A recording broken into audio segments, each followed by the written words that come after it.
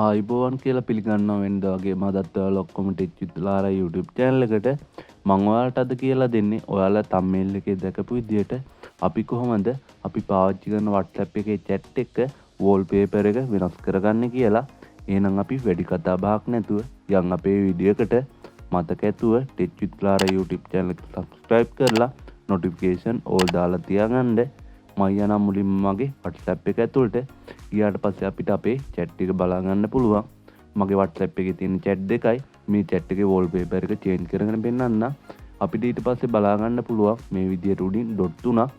අපි මේ option එකේ යන්න ඕනේ මේ wallpaper කියන option එකට. ගියාට පස්සේ අපිට පුළුවන් මෙතනින් මේ විදියට wallpaper එක වෙනස් කරගන්න.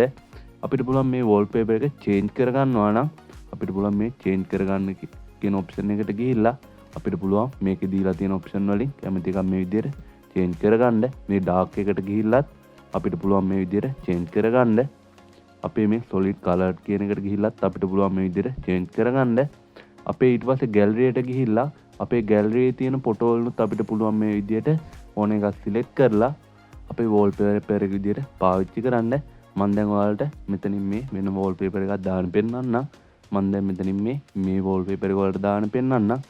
අපි දැන් මේ wallpaper උඩ මේ විදියට touch කරාම අපිට බලා ගන්න පුළුවන් මේ වගේ ඉන්ටර්ෆේස් එකක්.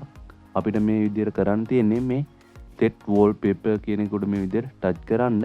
touch කරගත්තට පස්සේ අපිට බලා ගන්න පුළුවන් අපේ wallpaper එක මේ විදියට set වුණා කියලා එනවා. මම දැන් මෙතනින් මේ විදියට back වෙනවා. අපිට බලා ගන්න පුළුවන් අපේ wallpaper එක මේ විදියට change වෙලා තියෙනවා. ඔන්න ඔහම තමයි අපේ chat වල wallpaper ලේසියෙන්ම change කරගන්නේ. එහෙනම් අදට මම මගේ වීඩියෝ එක නවත්තනවා. මතක ඇතුව ටෙච්චිතුලාර YouTube channel එක subscribe කරලා notification all දාලා තියාගන්න. මාත් එක්ක එකතු වෙලා හිටපු ඔයාලා හැමෝටම thank you.